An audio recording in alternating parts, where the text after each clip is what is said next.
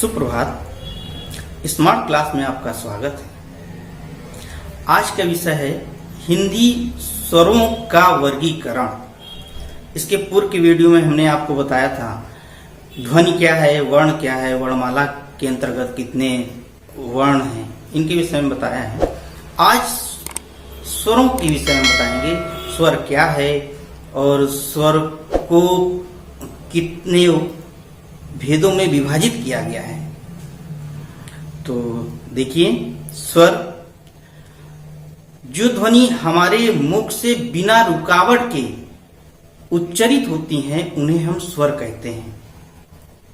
अर्थात इसमें किसी भी प्रकार की कोई बाधा उत्पन्न नहीं होती है। हमारे मुख में किसी प्रकार की कोई बाधा उत्पन्न नहीं होती है और ये स्वतंत्र ध्वनियां होती हैं। जैसे अ, आ, इ, ई, उ, ये स्वतंत्र ध्वनियां हैं। मुख में कहीं भी रुकावट नहीं हो रही है, अपने आप ये उच्चारित हो रहे हैं, तो इन्हें हम स्वर कहते हैं। तो हिंदी वर्णमाला के अंतर्गत कुल 11 स्वर बताए गए हैं और हिंदी स्वरों को उच्चारित करने में कितने प्रकार के भेद किए गए हैं वो देखिए। पहला, मात्रा के आधार पर इसको विभाजित किया गया है। उच्चारण स्थान के आधार पर इसको विभाजित किया गया है। जिह्वा या जीभ के आधार पर, मुख विवर के आधार पर, ओष्ठ के आधार पर। तो इस प्रकार से ये 5 वर्गों में विभाजित किया गया है। मात्रा के आधार पर देखिए, इनके 3 भेद किए गए हैं। मात्रा के आधार पर स्वर के 3 भेद किए गए हैं, ह्रस्व, दीर्घ और प्लुत। ह्रस्व स्वर क्या होते हैं? ह्रस्व स्वर या इनको मूल स्वर भी कहते हैं, लघु स्वर भी कहते हैं। तो जिन वर्णों के उच्चारण में कम समय लगता है उन्हें ह्रस्व स्वर कहते हैं। इसके अंतर्गत अ, इ, उ और रि आते हैं। तो इसे एक मात्रिक स्वर भी कहते हैं। दीर्घ स्वर के अंतर्गत जिन वर्णों का उच्चारण थोड़ा अधिक समय के लिए होता है उन्हें दीर्घ स्वर कहते हैं। इसे द्विमात्रिक स्वर भी कहते हैं। जैसे आ, ई, उ, ए, ओ, औ।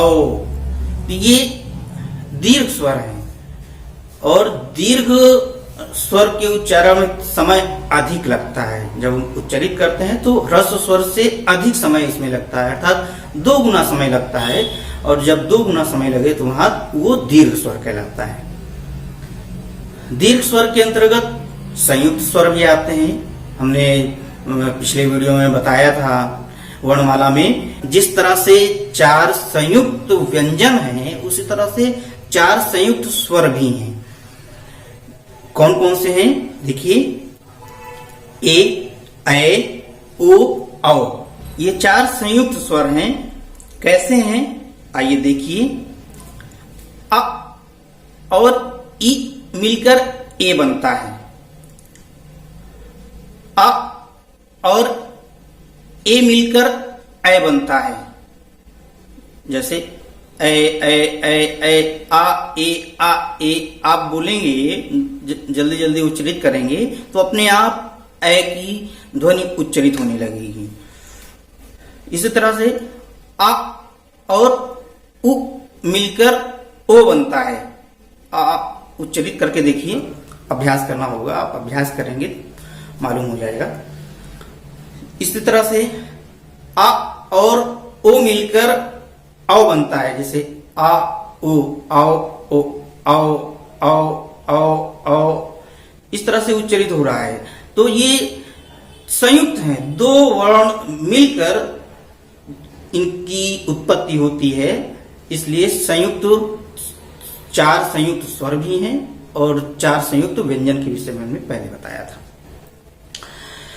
अब ये प्लुत के विषय में, प्लुत में क्या होता है, 3 गुना समय लगता है, ह्रस्व से 3 गुना समय लगता है तो ये उच्चारित होते हैं। तो जिन वर्णों के उच्चारण में तिगुना समय लगे वो प्लुत कहलाता है। 3 गुना समय अधिक लगने के कारण इसे त्रिमात्रिक स्वर भी कहते हैं। इसका प्रयोग जपने, रोने, गाने, चिल्लाने और पुकारने में किया जाता है। जैसे जब कोई जाप करता है तो उच्चारित होता है ओम,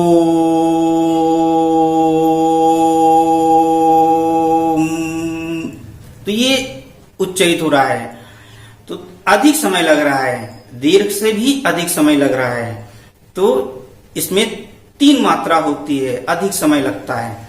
इसी तरह से जब गीत गाते हैं, हे राम हे राम, हे राम हे राम, जग में साचो तेरो नाम, तो यहां पर देखिए समय अधिक लग रहा है, तो गाने में भी प्लुत का प्रयोग होता है। जैसे कोई किसी चीज को देखकर अचानक डर जाता है तो कहता है बाप रे, तो यहां भी अरे मुरी माई रे, तो यहां भी प्लुत है। या किसी को बुला रहा होता है तो कहता है कि ए बउआ, तो वहां पर देर तक हम उच्चारित कर रहे हैं और जब समय अधिक लगे तो वहां प्लुत होता है। तो इस प्रकार से ये स्वर के मात्रा के आधार पर 3 भेद किए गए हैं, ह्रस्व, दीर्घ और प्लुत। अब देखिए उच्चारण स्थान के आधार पर इसको विभाजित किया गया है। तो कौन कौन से स्वर हैं देख लीजिए।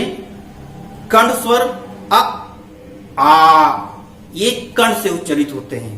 तालव्य स्वर इ, ई, ये तालव्य स्वर कहलाते हैं। ओष्ठ स्वर जो ओष्ठ से उच्चारित होते हैं, उ, ऊ। मूर्धन्य स्वर री, ये मूर्धा से उच्चारित होता है। कंठ तालव्य स्वर ए, ऐ, ये कंठ और तालु से उच्चारित होते हैं। कंठ ओष्ठ स्वर ओ, औ, ये कंठ और ओष्ठ से उच्चारित होते हैं। तो ये 6 प्रकार के उच्चारण स्थान के आधार पर स्वर को विभाजित किया गया है। अब देखिए जिह्वा या जीभ के आधार पर 3 भेद किए गए हैं। परीक्षाओं में बहुत अधिक प्रश्न पूछे जाते हैं इस पूरे विषय में, और खास करके इस पर भी बहुत पूछा जाता है अग्रस्वर, पश्चस्वर, मध्य स्वर क्या है। तो ये जिह्वा के आधार पर 3 भेद किए गए हैं इनके। अग्रस्वर के अंतर्गत इ, ई, ए, ऐ, ये अग्रस्वर के अंतर्गत रखे गए हैं। मध्य स्वर के अंतर्गत अ, ये मध्य स्वर है, मध्य भाग से उच्चारित होता है। पश्च स्वर के अंतर्गत आ, उ,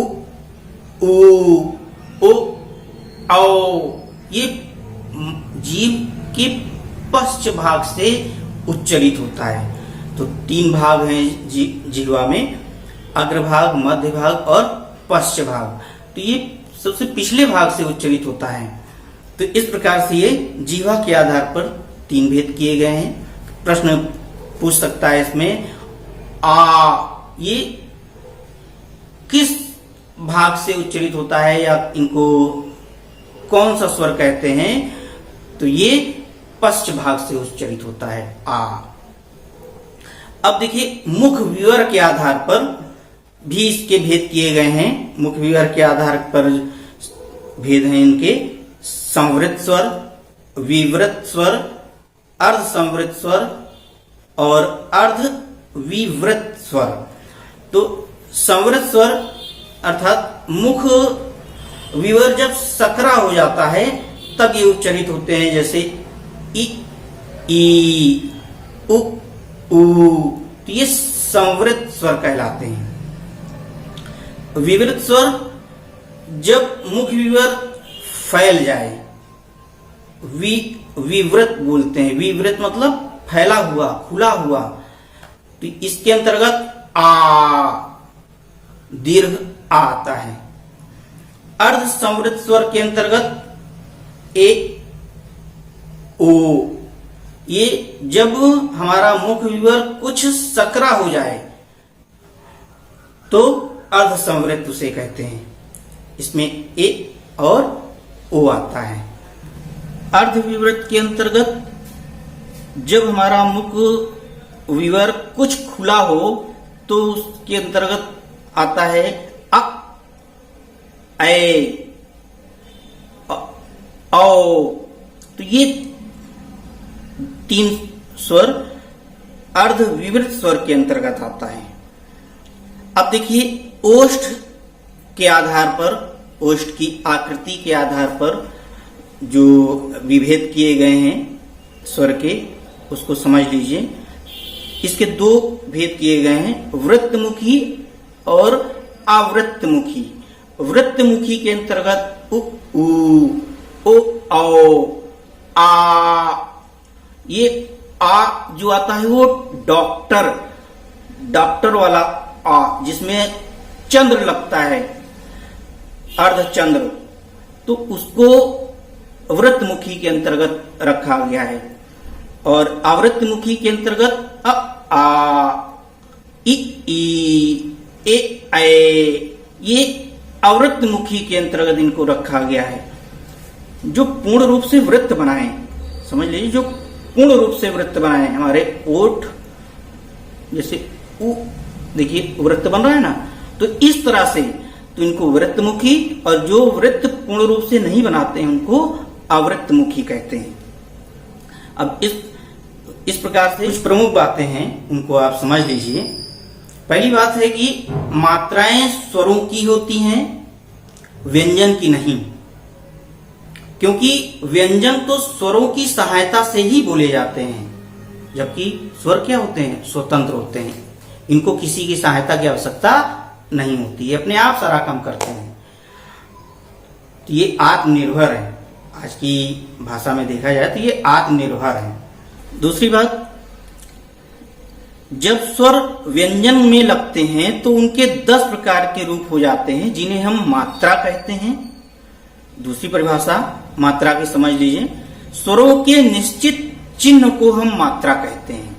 उसके लिए एक निश्चित चिन्ह निर्धारित किया गया है और उन्हीं को हम मात्रा कहते हैं। आ की, लघु आ की या ह्रस्व आ की कोई मात्रा नहीं होती है। दीर्घ आ की मात्रा होती है, जैसे राज स्थान हमने बोला तो रा में आ की मात्रा लगी हुई है, और स्थान के अंदर था में आ की मात्रा लगी हुई है। ई, जिसको हम ह्रस्व ई बोलते हैं या छोटी ई बोलते हैं, जैसे बिहार, शिमला, हिमाचल, तो यहाँ छोटी ई की मात्रा का प्रयोग किया गया है। दीर्घ ई की मात्रा है, जैसे उड़ीसा, तो दीर्घ ई। उ, छोटा उ या लघु उ या ह्रस्व उ जिसको बोलते हैं, गुजरात, तो गा में जो उ की मात्रा लगी हुई है ये लघु उ या ह्रस्व उ की मात्रा है। दीर्घ उ की मात्रा है, जैसे जम्मू, तो मां में दीर्घ उ की मात्रा लगी हुई है। री की मात्रा, जैसे पृथ्वी या वृक्ष, नीचे री की मात्रा लगाई जाती है। ए, जैसे केरल, यहां पर का के ऊपर जो एक मात्रा लगी हुई है ये ए की मात्रा है। ऐ की मात्रा, इसमें दो मात्रा होती है। जैसे नागालैंड, तो ला के ऊपर जो दो मात्रा दिख रही है ये ऐ की मात्रा है। ओ की मात्रा जैसे गोवा, तो गा में जो मात्रा लगी हुई है वो ओ की मात्रा है। औ की मात्रा जैसे बंगलौर, तो ला में जो मात्रा लगी हुई है ये औ की मात्रा है। तो इस प्रकार से यदि हमारा वीडियो आपको पसंद आया हो, समझ में आया हो, तो और पहली बार देख रहे हो तो सब्सक्राइब अवश्य कीजिए और लाइक शेयर कमेंट करना ना भूलें। और यदि कुछ संदेह हो तो कमेंट बॉक्स में कमेंट करके हमसे पूछ सकते हैं। धन्यवाद।